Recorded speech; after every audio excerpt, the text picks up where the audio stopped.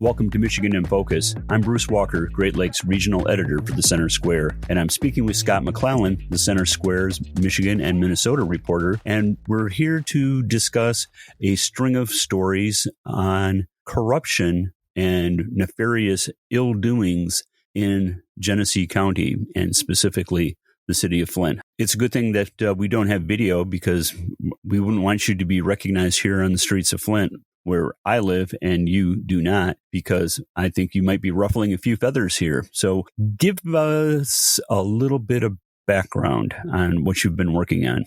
So last week, I reported a story that Flint Mayor Sheldon Neely was driving a city-issued unmarked police car. And on Monday, I had a follow-up story. I talked to a former employee who told me that Neely has been driving that vehicle in question since 2019. The city of Flint told me that Neely was driving a police car because of credible threats, but they didn't say when those threats happened. But I talked to 6th Ward City Council member Tanya Burns, and she told me that the perk has cost taxpayers up to $41,000 in lease costs, auto insurance, maintenance, and gas since 2019. And I think we discussed this last week as well, Scott, but it seems rather odd that a city-issued vehicle that is on Google Maps in front of the mayor's home would be pretty easily spotted. And it's not as if this is a Chevy Equinox, and I don't think that it's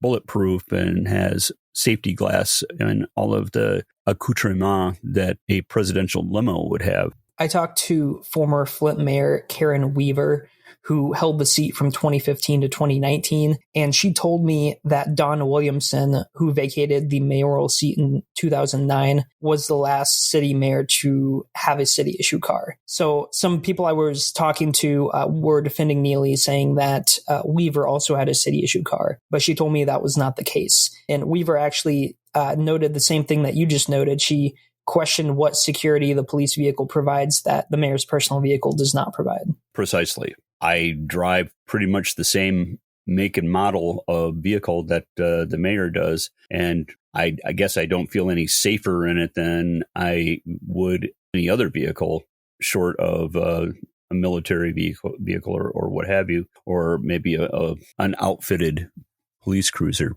So that's not the only story that you've been writing about, though. You broke a story earlier this week that has to do with the former head of the Flint Development Authority. 8th Ward City Council member Dennis Pfeiffer wrote a letter to Flint Mayor Sheldon Neely asking the city to investigate how former downtown development director Kiera May spent taxpayer money on a city-issued credit card. So the person's last name is May, but she also resigned on May 12th. And no relation to Eric Mays, who is on the Flint City Council. So how do you discern, Scott, what would be legitimate expenses? Because you shared some of those in your story, and I'm thinking, well, one could make the argument that dinner and drinks at Cork, which is a kind of swanky joint in downtown Flint, or Soggy Bottom, which is a great place to see live music for those of you who want to make the trek to what is an oasis of great music here in Flint. But how do you differentiate between what might possibly be a legitimate DDA expense and something that is just frivolous and personal in nature? It can be very hard to, and I think that's one reason why Pfeiffer asked the city to investigate, because we need more context to these records. So a lot of the spending seemed pretty normal, in my opinion. So records, and I'll say Pfeiffer obtained the credit records through the Freedom of Information Act, and then Pfeiffer shared those records with me. So I also looked through them. That's the problem. A lot of the charges seemed normal. There was like a $4,200 charge to the Detroit Regional Chamber of Commerce. There's like a $1,000 charge for T-shirts. And what we need is the city to look into this as well, so they can provide more context to see if she was allowed to expense some dinners or some other high dollar items. So, for example, her credit card records show She spent more than $1,400 on Top Speed Motorsports. She spent about $419 on Amazon.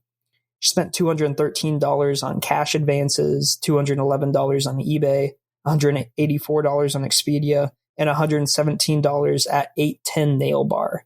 So the nail bar, I could see that going either way. I could see her, I could see that being an expense that the city could cover if she was representing the city in some way. So it's tough, but her records also show that she spent $490 on Saginaw across 2 transactions. She spent $272 at Soggy Bottom Bar, $101 at Zolo, and $95 at Blackstone Smokehouse. Listeners can keep up with this story and more at thecentersquare.com. I'm Bruce Walker, Great Lakes Regional Editor for the Center Square. Please subscribe, and thank you for listening.